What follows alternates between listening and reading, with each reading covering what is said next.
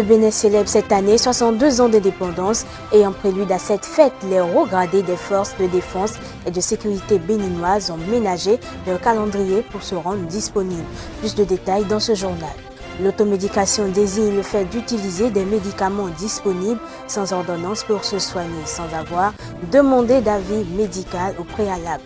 Vous suivrez dans ce journal les conséquences liées à cette pratique. Les Sénégalais s'apprêtent à désigner leurs nouveaux députés dimanche à quelques jours du scrutin.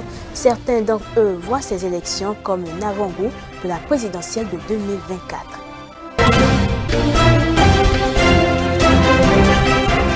Bonjour à tous et bienvenue dans ce journal. Je l'annonçais en titre, en prélude à la fête de l'indépendance qui aura lieu le lundi 1er août 2022, les hauts gradés des forces de défense et de sécurité béninoises ont ménagé leur calendrier pour se rendre disponibles à la presse afin de répondre aux différentes préoccupations liées à l'organisation du défilé de cette année.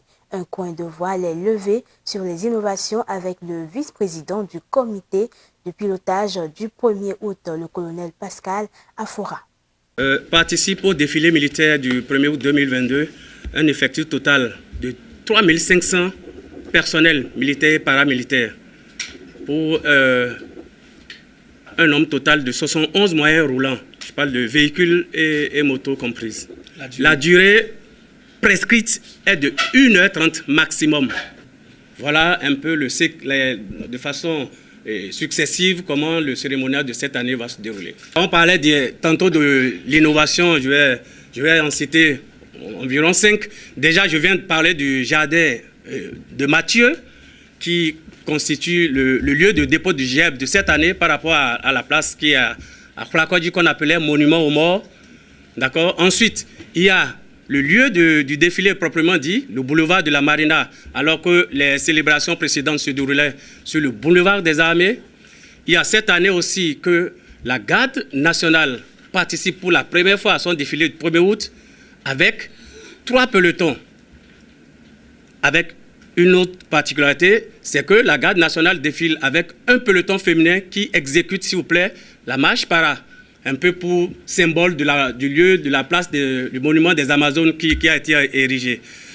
Ensuite, il y a le commandant Kounoudji qui est ici aussi, qui participe avec son bataillon, le 1er bataillon de transmission, au défilé pour la première fois, avec un peloton.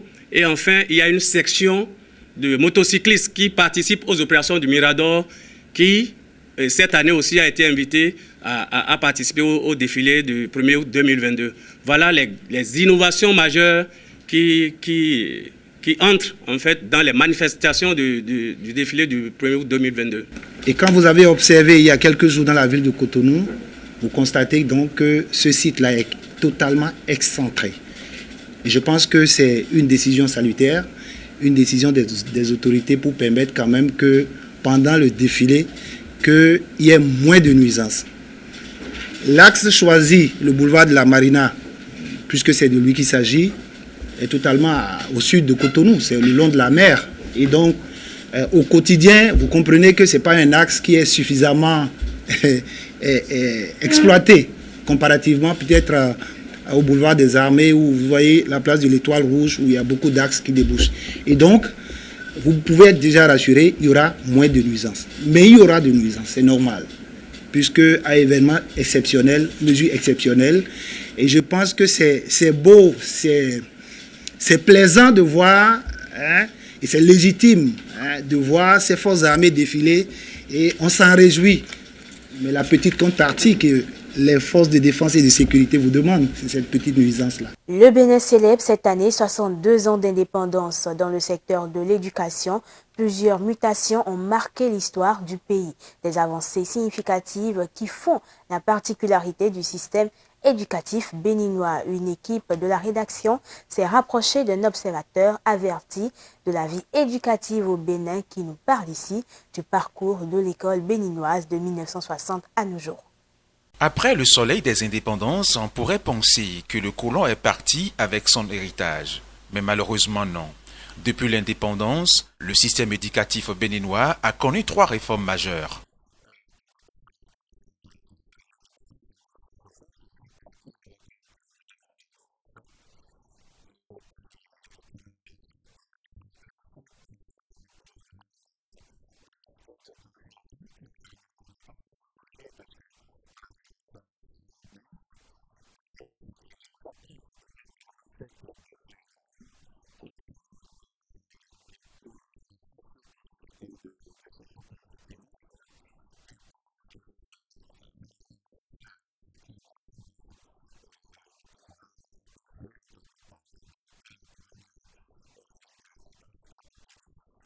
Toutes ces réformes ont eu leur dose de réussite, mais aussi des insuffisances.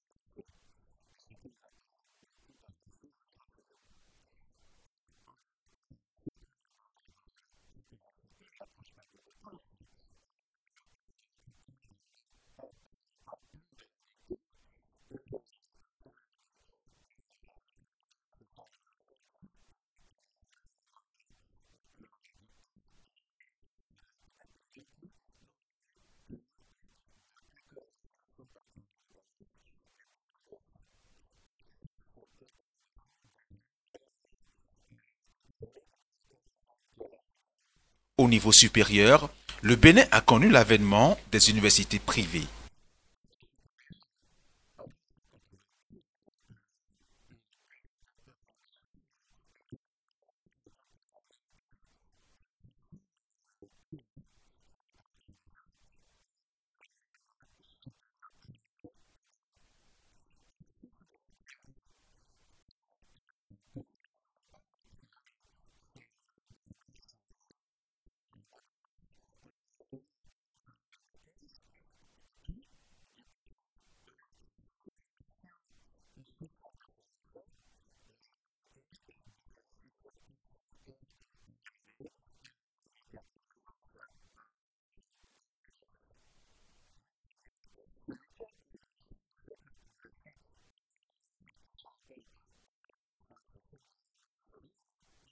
Actuellement, le gouvernement de la rupture avec son chef d'État Patrice Talon a dans son programme d'action mentionné des réformes dans le secteur.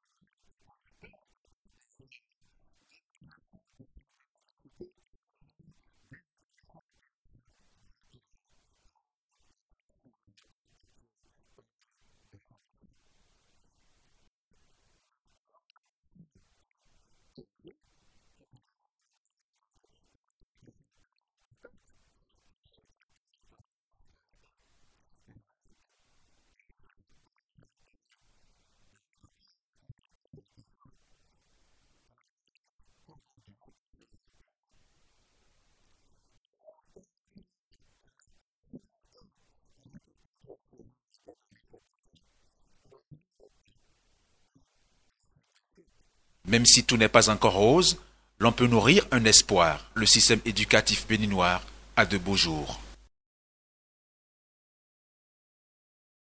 Le Bénin et la France entendent réorganiser leur coopération sur le plan culturel. Plusieurs initiatives seront prises dans les semaines à venir et des accords de partenariat sont déjà signés à cet effet dans le cadre de la visite d'Emmanuel Macron à Cotonou. Mais qu'est-ce qui va être concrètement fait par le Bénin et la France en ce qui concerne la culture? Les présidents des deux pays ont évoqué la question lors de leur point de presse à Cotonou. Les détails dans cet élément de Kenneth Egambi. Le Bénin et la France ambitionnent faire de Cotonou une scène culturelle et artistique de la sous-région ouest africaine. Pour y arriver, les deux pays concentrent d'importants investissements dans ce sous-secteur. Les ambitions sont grandes. L'Institut français d'une nouvelle envergure, mieux que ce qui existait jusque-là, parce qu'il manquait d'ambition, l'Institut français du Bénin. Il faut un institut d'une nouvelle envergure, plus ambitieux, et comportant également une villa, Jean Médicis, et une résidence pour les artistes, ainsi que notre projet de musée d'art contemporain. Tout cela pour faire de Cotonou une scène sur laquelle le rayonnement de notre culture commune s'exprimerait davantage. Nous allons accompagner l'école du patrimoine africain, la construction du futur musée de l'épopée des Amazones et la restauration des palais royaux d'Abomey.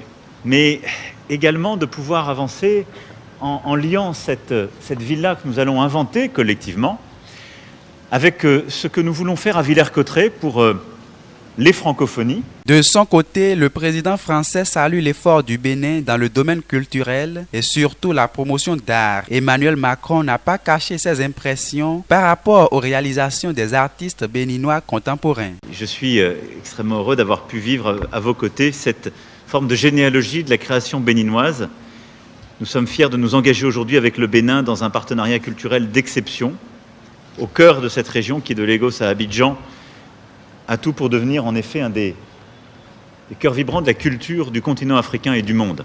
Et à cet égard, je serais extrêmement fier, Monsieur le Président, si cela est possible et qu'on arrive à l'aménager, il n'y a pas de réserve de votre côté, mais de pouvoir accueillir à Paris l'exposition que nous venons de voir aujourd'hui à Cotonou des artistes contemporains. Le progrès du Bénin en matière de création et de conservation d'art convainc le chef d'État français qui souhaite davantage travailler dans le sens de la restitution des trésors royaux du Bénin restant en France. Qu'un acte de restitution n'est ni une perte ni une contrition.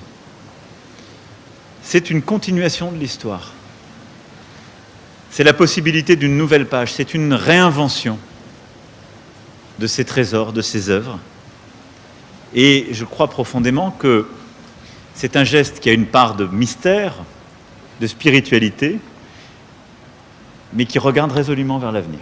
Ce que nous souhaitons faire maintenant, c'est de pouvoir rendre plus simple le cadre de ces restitutions. Sur la base de cette doctrine, un travail a été demandé à M. Martinez, l'ancien président du Louvre. Il a été rendu et il explicite une série de critères.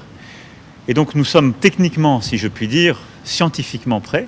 La France s'engage donc dans cette collaboration avec le Bénin pour faire de ce pays partenaire un pôle culturel en Afrique. Après un voyage de 2 jours au Cameroun, le président français Emmanuel Macron a enchaîné ce mercredi 27 juillet 2022 sa tournée africaine avec une visite officielle au Bénin.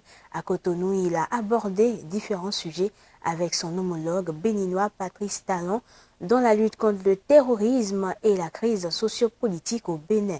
Impression et analyse des faits marquants, la rencontre des deux personnalités. C'est dans ce reportage de Romaric Dossa et Mathieu Soso. Plusieurs activités ont fait le menu de la visite du président français Emmanuel Macron au Bénin, dont une conférence conjointe entre les deux chefs d'État avec la presse nationale et internationale. Sur la question de la sécurité, Emmanuel Macron a assuré que son pays est prêt à coopérer en matière de formation et d'équipement militaire pour renforcer la sécurité au Bénin. Et le président français a bien expliqué comment est-ce qu'ils peuvent doter le Bénin des équipements militaires. Il dit que ça va se faire entre les deux armées, parce qu'il y a un processus. Je suis entièrement d'accord.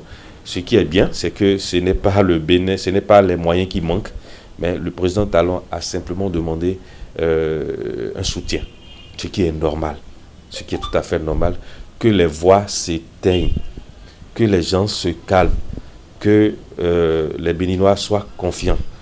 Il n'y aura pas une déstabilisation du Bénin en matière de djihadistes, ainsi de suite. C'est juste des prévisions, c'est juste des mesures des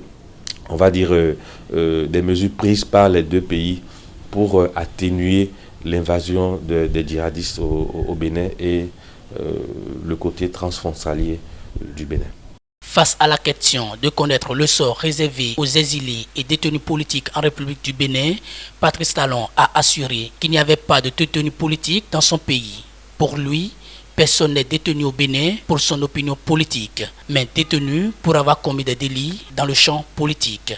Il a dit sous tous les cieux, à toutes les occasions, dans toutes les conférences, il a toujours dit, dès que vous avez un pépin contre l'État, vous venez rendre compte, vous venez vous justifier. C'est pourquoi les gens n'ont pas pris la décision de venir se confier à la justice. De quoi ont-ils peur? Et donc moi je pense qu'il faut des chefs d'État comme ça en Afrique pour qu'on finisse avec l'impunité. Exilé politique, non, mais citoyen qui est prêt à venir s'expliquer devant la justice, je suis partant pour ça. Toujours dans ce contexte politique, la justice béninoise pose un acte marquant cette visite historique du président français Emmanuel Macron au Bénin. La Cour de répression des infractions économiques et du terrorisme a libéré et placé sous contrôle judiciaire dans la soirée de ce mercredi 27 juillet 2022 30 personnes arrêtées pour des infractions commises durant la période électorale d'avril 2021.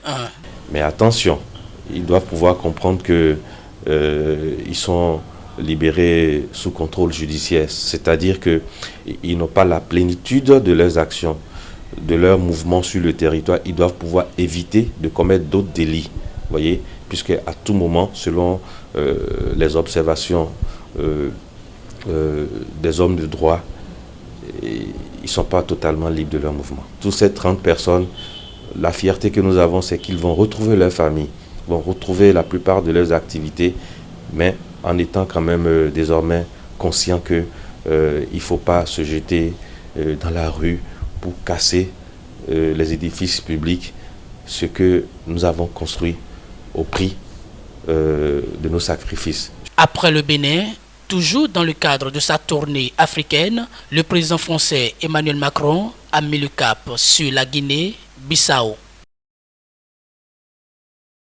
On parle santé dans ce journal. L'automédication désigne le fait d'utiliser des médicaments disponibles sans ordonnance pour se soigner sans avoir demandé d'avis médical au préalable. Elle peut consister à la consommation de médicaments achetés en pharmacie ou à la réutilisation de médicaments qui avaient été prescrits dans un autre contexte. L'automédication peut nuire gravement à la santé et engendrer d'autres maladies. Suivez dans ce reportage les conséquences liées à cette pratique. L'automédication, une pratique très courante chez plusieurs personnes.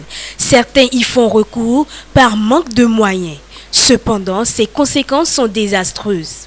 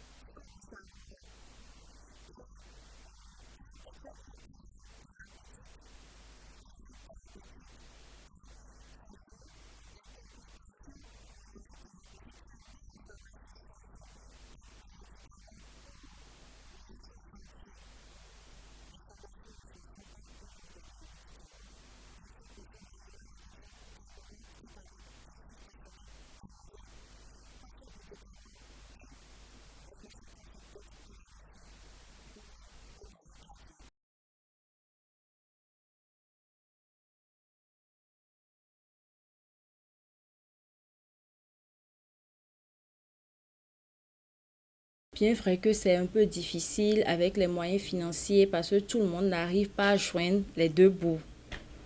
Mais le plus important, c'est d'abord de venir à l'hôpital. Parce que déjà, quand tu pars en pharmacie pour te procurer des médicaments, ça c'est déjà de l'automédication. À moins qu'arriver en pharmacie, il y a des médecins en pharmacie qui sont là. Vous demandez à voir un médecin en pharmacie. Il est donc déconseillé de faire recours à l'automédication. La meilleure solution est de se faire consulter un médecin. Et c'est tout pour les informations au plan national. On démarre à présent avec la page Inter. Au Sénégal, les élections législatives du 31 juillet 2022 se préparent avec des acteurs divisés dès l'entame du processus électoral. Le pays qui est entré dans la période de la campagne vendredi dernier retient son souffle. Les Sénégalais s'apprêtent à désigner leur nouveau député dimanche. À quelques jours du scrutin, certains voient ces élections comme un avant-goût de la présidentielle de 2024, pour laquelle l'opposition espère imposer une cohabitation au président Macky Sall et le décourager de se représenter. Oui, en tant que citoyens sénégalais, ce que nous attendons, c'est une assemblée de rupture, une assemblée nationale qui joue pleinement son rôle de contrôle du gouvernement. Le Sénégalais est obligé de faire face et de donner son point de vue à l'histoire. L'histoire, c'est quoi? C'est aujourd'hui, effectivement, prôner effectivement le changement. Le changement par rapport à quoi? Le changement par rapport à l'Assemblée nationale. Il nous faut aujourd'hui une cohabitation. Et cette cohabitation permettra effectivement à l'exécutif de travailler en symbiose avec l'opposition pour que le Sénégal puisse avancer. Tout comme Ousmane Sonko, plusieurs figures de l'opposition ont dû renoncer à se présenter aux élections pour invalidation de leur liste. Ils accusent le président d'avoir tenté d'écarter ses adversaires. On voit que le président Macky Sall cherche à écarter tous ses potentiels opposants. On craint que s'il a la majorité à l'Assemblée nationale, il tentera de faire un troisième mandat. Les Sénégalais ne sont pas dupes, ils en sont conscients. Il faut que cette nouvelle Assemblée fasse des réformes constitutionnelles. Il y a des débats que les députés doivent définitivement trancher. La question sur la limitation des mandats doit être élucidée. Celle de la violence qui sévit au sein du milieu politique doit également être traitée. Et il faut que les députés assurent l'indépendance de la population pour qu'elle puisse avoir l'autorisation de faire des manifestations sans aucune entrave. La campagne électorale s'achèvera vendredi soir après 21 jours de rassemblements et meetings. Dimanche, 7 millions d'électeurs sont attendus dans les bureaux de vote. Plus de 15 soldats et 3 civils ont été tués dans des attaques terroristes coordonnées au Mali. Il s'agit de la dernière violence meurtrière qui a secoué l'État du Sahel. À Kalumba, près de la frontière mauritanienne, le bilan côté ami est de 12 morts, dont 3 civils d'une entreprise de travaux routiers.